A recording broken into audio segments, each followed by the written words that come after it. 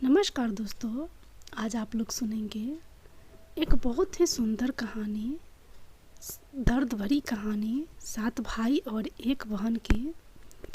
हजारों एक राजा के 7 बेटे और एक बेटी थी जो खुशी खुशी अपना जीवन बिता रहे थे। 7 भाई बहनों में इकलौती छोटी बहन बहुत ही शांत स्वभाव, आज्ञाकारी एवं संस्कारी थी। उनमें सबसे बड़े भाई का विवाह हो चुका था। 7 भाइयों में सबसे छोटा भाई एक आंख से अंधा था। छोटे भाई के दिल में अपनी इकलौती बहन के लिए बड़ा प्यार एवं लगाव था। एक दिन बड़े राजकुमार अपनी पत्नी और अपने छोटे भाइयों को साथ लेकर अपने खेतों में काम करने चले गए।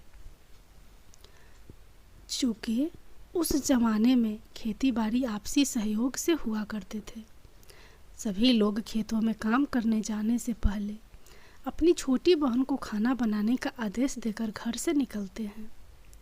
7 राजकुमार की बहन अकेले घर पर खुशी खुशी सबके लिए खाना बनाने के लिए जंगल से सरौटी साग को तोड़ कर लाती है और बड़े प्यार से सरौटी साग की सब्जी बनाने से पहले बैठी।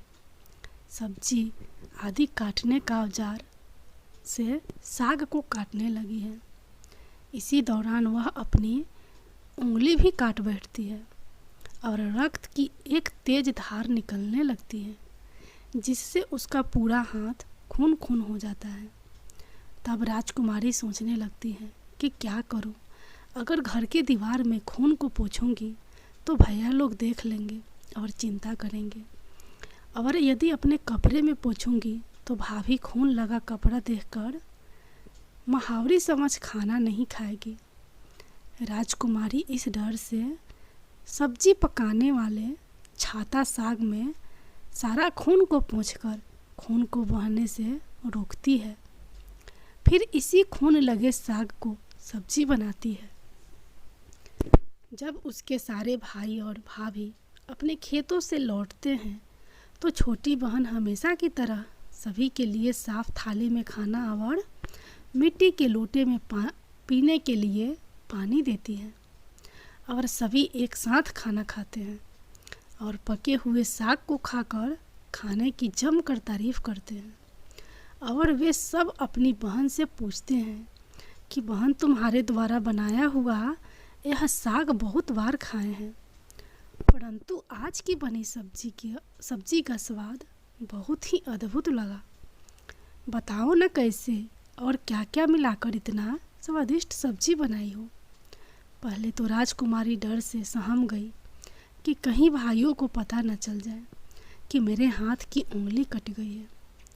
फिर वह थोड़ा सोचकर बोलती है कि कुछ नहीं भैया, जैसा हमेशा की तरह सब्जी पकाती हूँ वैसे ही तो बनाई हूँ। राजकुमारी अगले दिन 7 भाइयों के अनुरोध पर फिर से एक बार वहीं छाता साग की सब्जी बनाती है, परंतु भाइयों को पिछले दिन के जैसा स्वाद नहीं मिलता। फिर ऐसा ही अनुरोध 3-4 बार हुआ, लेकिन खून लगे साग का स्वाद उनके मन मस्तिष्क से उतर ही नहीं रहा था। असलियत जानने के लिए जिज्ञासावश 7 भाई और भाभी ने उससे उस दिन के खाना बनाने का तरीका जानने का जिद करने लगे। मजबूरन राजकुमारी को सारी घटना बतानी पड़ी। सच्चाई मालूम होने पर 5वां भाई, जो बहुत ही लालची किस्म का था, उसने बाकी भाइयों से कहा कि बहन का खून इतना स्वादिष्ट लगा तो इसका मांस कितना स्वादिष्ट होगा। यह बोलकर सभी भाइयों के बीच चर्चा करने लगता है। सबसे छोटे भाई को छोड़कर बाकी भाइयों ने राजकुमारी को मारकर उसका मांस खाने को राजी हो गए थे। मांस खाने की सोचकर उन सभी के मुंह से लार टपकने लगता है। भाइयों के मन में स्वादिष्ट खाना खाने के लिए वे कितना लालची बन गए, इसका अभ्यास राजकुमारी को हो गया है कि किस प्रकार उसके भाई उनकी मांस खाने की लालसा रखते हैं। एक दिन 7 भाई शिकार खेलने के बहाने राजकुमारी को लेकर घने जंगल में लेकर जाते हैं, जहाँ पूर्व से निर्मित 4 केंद्र के वृक्षों पर बने मचान के नीचे पहुँचते हैं, जिस पर अपनी बहन को यह झूठ बोलकर चढ़ने के लिए बोलते हैं कि इस मचान पर जंगली जानवर तुम पर हमला नहीं कर सकेंगे। इस प्रकार सातों भाई अपनी बहन को मचान पर बैठाकर अपना अपना धनुष लेकर शिकार करने का ढोंग करने चले जाते हैं। तब राजकुमारी को पूरा अभ्यास हो चुका था कि आज उसका आखिरी दिन है, लेकिन वह चाहती थी कि उनके भाइयों की इच्छा पूर्ण हो, इसलिए भी वह मचान में जाकर बैठ जाती है।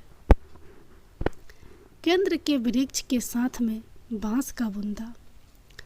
फिर सभी भाई केंद्र के वृक्ष पर बने मचान से कुछ दूरी पर स्थित टोंगरी छोटा पहाड़ पर अपने अपने धनुष बाण के साथ पहुंचते हैं और एक चट्टान पर बारी बारी से अपने बाणों को तेज धार प्रदान करते हैं।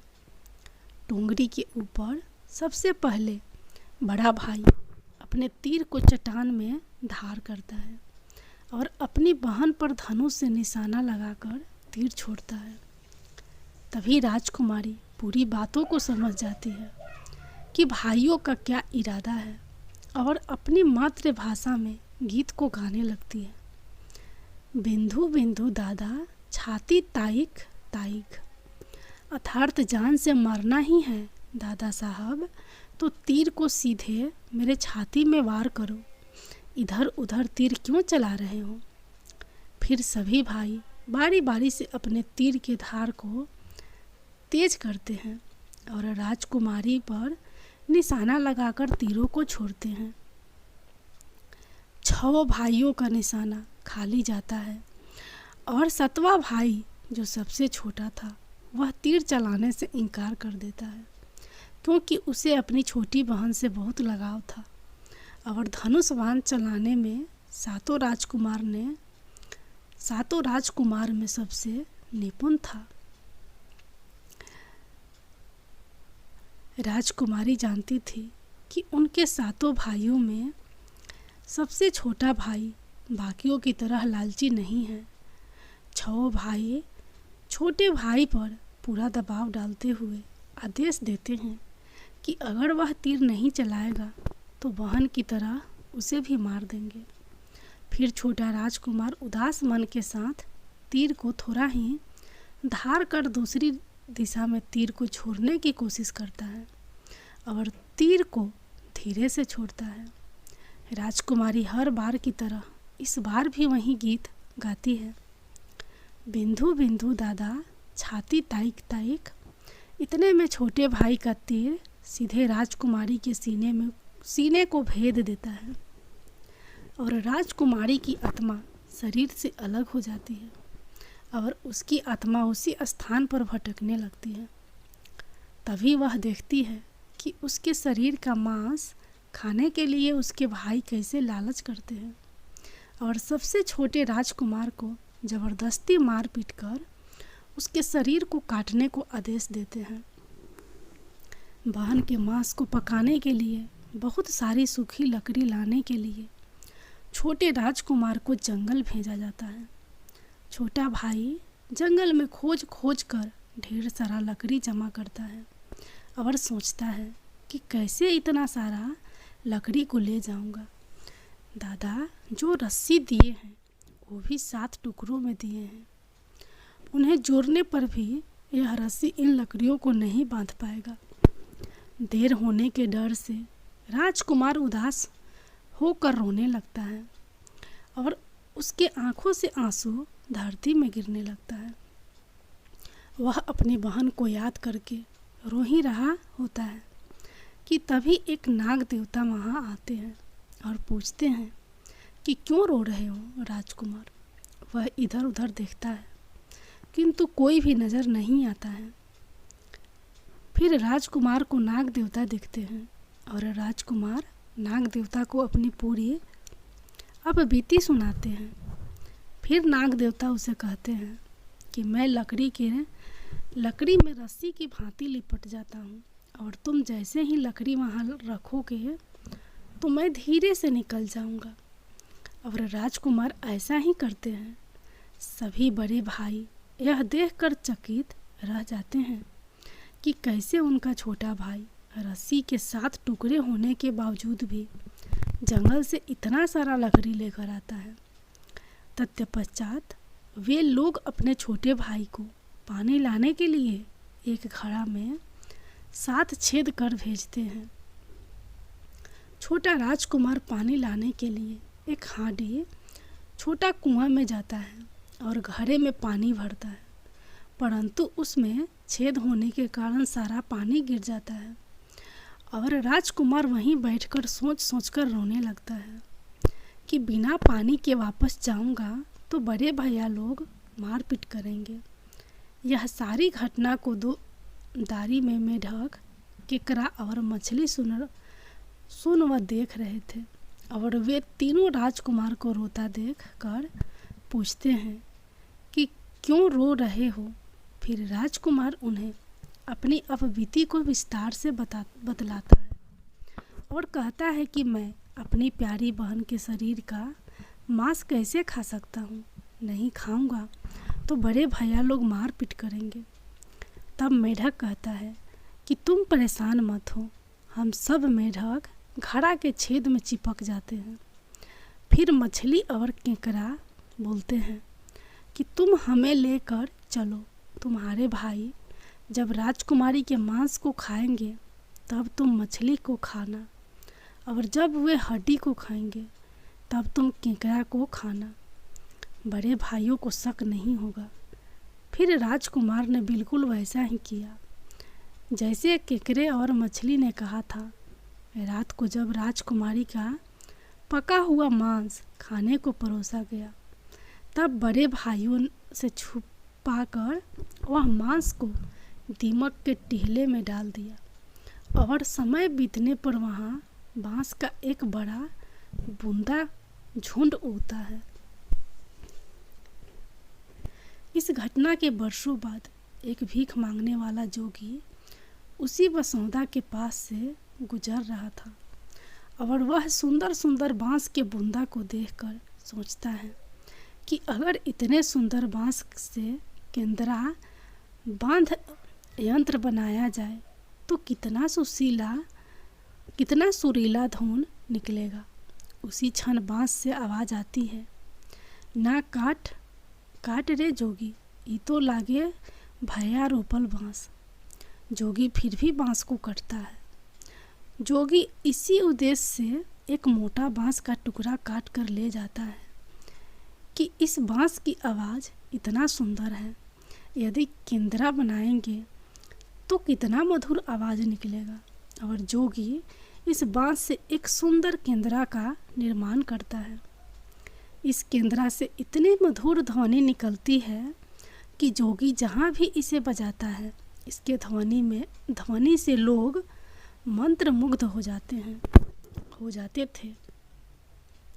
एक दिन जोगी घूमते घूमते बड़े राजकुमार के घर पहुंचता है और अधिक धन के लालच में जोगी जोर जोर से केंद्रा बजाना शुरू करता है, परंतु इस बार केंद्रा का मीठा सुरीला स्वर कर्कश हो जाता है और जब भी जोगी कुछ नया धुन बजाने की कोशिश करता है एक बार एक ही धुन निकलता है, ना बाज रे केंद्रा, ई तो लागे मोर दुश्मन का घर। बार बार यही धुन निकलने पर बड़ा राजकुमार मार पीट कर जोगी को अपने घर से भगा देता है। ऐसे ही घूमते घूमते जोगी हर भाई के घर जाता है, लेकिन हर बार की भांति वही धुन, ना बाज रे केंद्रा, ई तो लागे मोर दुश्मन का घर बजता है। यह धुन सुन सारे भाई जोगी को डांट डपट कर वहाँ से भगा देते हैं। सबसे अंत में जोगी छोटे राजकुमार के घर पहुँचता है। छोटे भाई के घर के आंगन में प्रवेश करते ही केंद्रा खुद ही बजने लगता है, जोर जोर से, बाज रे केंद्रा, ई तो लागो मोर छोट भैया का घर। बड़ा ही मधुर मीठे स्वर का धुन सुनकर छोटा राजकुमार चंद्राकर मोहित हो जाता है। और यह धुन सुनकर छोटे राजकुमार से रहा नहीं गया और जोगी से केंद्रा की मांगी सोने की मोहरें देकर उसे खरीद लेता है तथा जोगी को अच्छे से मेहमान नवाजी कर अच्छे से विदा कर दिया जाता है। धीरे धीरे समय बीतता है और छोटे राजकुमार अपने काम से कुछ दिनों के लिए बाहर जाते हैं। जब वह वापस लौटता है तो देखता है कि उसका कमरा बहुत सुंदर ढंग से सजा हुआ है और घर के सारे बर्तन अच्छे तरीके से रखे हुए हैं। तब छोटा राजकुमार सोचता है कि हमेशा मेरे कमरे की साफ सफाई घर के नौकर करते हैं, लेकिन कभी भी इतना सुंदर सजाया नहीं गया है। फिर राजकुमार अपने नौकरों से पूछताछ करते हैं कि मेरे कमरे को इतना सुंदर किसने सजाया है। नौकरों के मना करने पर राजकुमार सोचते हैं शायद कोई भाभी आई होगी और मेरे कमरे को सजा कर गई होगी। जब भी राजकुमार घर से बाहर काम के लिए जाते यही घटना हर बार देखने को मिलती और लगातार होने के कारण राजकुमार के मन में जानने की जिज्ञासा उमड़ने लगी कि आखिर मेरे घर को इतने सुंदर ढंग से कौन सजावट करता है। वह अपने भाइयों तथा भाभियों से भी पूछता है और वे लोग भी सजावट करने की बात से साफ मना कर देते हैं। एक दिन राजकुमार सच्चाई पता लगाने के लिए किसी काम का बहाना कर बाहर जा रहे हैं। बोलकर निकलते हैं और छुप कर पुनः वापस आकर अपने कमरे में रखे खजूर के गोल मोड़े हुआ चटाई के अंदर छुप जाते हैं। कुछ समय इंतजार के बाद राजकुमार देखते हैं कि एक खूबसूरत सी लड़की केंद्रा से निकलकर कमरे के अंदर आती है और सारे कमरे की साफ सफाई कर वापस उसी केंद्रा में समा जाती है। यह देख राजकुमार की आंखें खुली की खुली रह जाती है, चूँकि उस लड़की की शक्ल राजकुमार की छोटी बहन के जैसी ही होती है। राजकुमार अगले दिन फिर से एक बार उसी प्रकार छुप जाते हैं और जैसे ही वह सुंदर लड़की पूरे कमरे की साफ सफाई का काम खत्म कर वापस केंद्रा में जाने वाली होती है, तब छोटे राजकुमार उस लड़की का हाथ पकड़ लेते हैं और तुरंत केंद्रा को जला देते हैं, जिसके बाद वह लड़की हमेशा के लिए मानव रूप में परिवर्तित हो जाती है और दोनों भाई बहन खुशी खुशी अपना जीवन जीते हैं। आज भी